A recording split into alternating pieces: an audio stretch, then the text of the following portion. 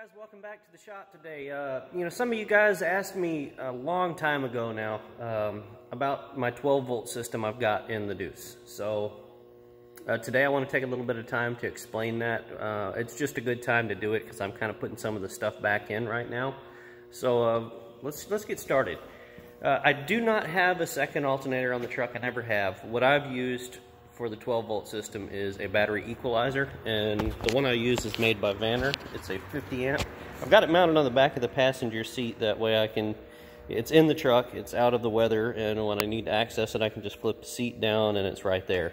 So this is the model and all. It's 50 amp capable. I've obviously never pulled anywhere near that off of it. I've maybe pulled 20 amps total. But I made my own leads out of, I think this is probably just 4 gauge welding lead, some copper terminals. I soldered them all, heat shrinked them. Obviously there's 3 leads. You got a ground, 12-volt output, and a 24-volt input, okay? The wiring diagram is on there, and it tells you exactly how to hook it up and all. So if you get an equalizer, you're going to have good instructions with it, so I don't need to explain that. Even if you get one that's used without instructions, it'll have a tag on it like this. So that's the supply side. So let's go over here to the truck. I'll show you what I've got in here. Now, all this stuff's just kind of laying in the floorboard right now because I'm putting it back together and reworking some of the wiring. So I've got it set up now where I've come into the cab with a Prestolite 8 gauge from the battery connection, the center battery connection, where you're supposed to pull from, to the fuse block.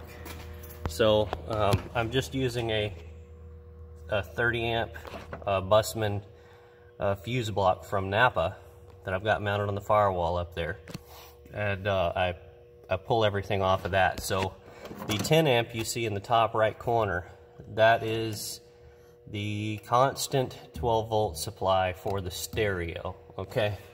So I've got the stereo harness here, and I just run over to it, and there's, once again, there's a second fuse here. And since this was 10 amp, I just put a 10 amp fuse in the block. I'm sure it doesn't draw anywhere near 10 amps, even turned all the way up. It's just a cheapo, I don't know, a dual deck.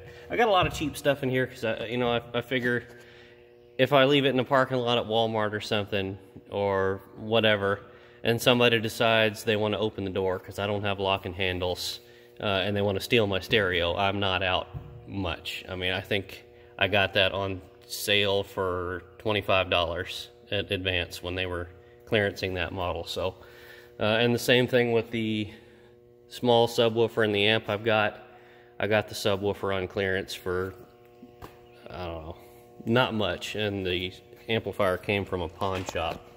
Once again, maybe 40-50 bucks. So if people, I put cheap stuff in here because it works, it's plenty loud enough, and if it gets stolen, it's not going to hurt my feelings too bad. I'm just going to feel violated. Anyway, for the stereo, the 2 important connections are, of course, the constant power, which I just showed you, and the switched power supply. Now, this little red wire is what turns the deck on when you turn the key on in a normal vehicle. So that is hooked up in my case. You know, some people, they'll just hook it to the same connection as the constant power, and that works, and you just have to remember to turn the deck on or off when you're using it or not. I don't have it that way. I actually have all of this hooked up, so when I turn the master power switch on, everything powers up. And I did that by use of a bank of 2 relays. Now, these are 24-volt relays. And the reason I've used 24-volt relays is because I wanted the switching to be done by something already switched with the master power on the truck. So the way I've got it here, I've got 1 relay for illumination circuit and 1 relay for basically master power. So when you turn the master switch on, this relay gets energized by 24 volts across the coil, which pulls in the contacts, which transfers 12 volts from my fuse block to all the other components that are connected. Like, you see this little red wire here, this is what turns on the stereo, It also turns on my pyrometer, and I think that's it right now. Just the stereo and pyrometer. I don't have anything else in here that needs switch 12 volts right now. If I do anything else, what I'll do is I'll connect this to another fuse block on its own, and then, you know, run different things from the fuse block. So let's see, the other one, the illumination circuit. Oh, actually, let me show you how that's tripped, okay? This, you see this small wire? On a relay, you've got a pair of small wires and a small pair of larger wires. The larger wires are the load. The smaller wires are the coil circuit. So you've got in and you've got out to ground. You have to power and ground your coil circuit.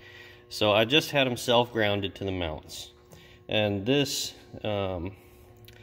draws 24 volts actually from the spider harness on the back of the gauge cluster. I just put a wire connector and plug this in, so when you turn the master power on, your gauges come on, powers up the gauges, puts voltage to this, powers up the relay, then powers up all my 12 volt stuff. The other side of it, this one, this Y connector, this is just for illumination. This, yeah, big 40 amp 24 volt relay, just for this little tiny orange wire here, the illumination circuit on my on my pyrometer. And you know that it's in the center up there, that max toe, it's a kind of a crappy pyrometer.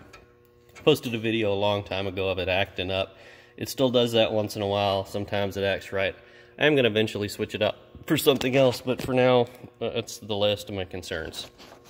Anyway, when you turn the power on, it comes on, and it's half digital and half analog, so it's bright. And when you turn your lights on, it's got a dimming circuit, which is actually what this is. It's not illumination, it's the dimmer circuit. So when you turn your lights on, it dims the gauge for night driving, and you can actually set the brightness on it. It's got several different levels. But this is switched off of the lighting circuit on the gauge cluster. So what I did is I ran the trigger from it, the coil circuit from it, to a Y connector. And what this does is it plugs onto one of the light sockets on the back of the gauge cluster, and then this plugs into the plug that would have just plugged onto the back of that before. So you're getting power to both the light and to the relay. So it's real simple. Hopefully I explained that well enough. I mean, the rest of this is just, you know, I mean, the amplifier would hook up just like you would anything else. The on wire for the amplifier coming from the stereo. I just wanted to explain the specific, like, switching and power and all for this. I'm not going to go into wiring a stereo and all that, because you guys should know that. If not, you can find it on other channels. Anyway, hope that's helpful to you guys. Look, if you have any questions at all about this, if you want to you know, take a page from my book on this, build your own system this way, I'd be more than happy to help answer any questions you have about it. Just post them in the comments below, and I'll get to you as soon as I can. Don't forget to check out our sponsors listed in the description below. They make a lot of this stuff possible, and I appreciate you guys. See you on the next one.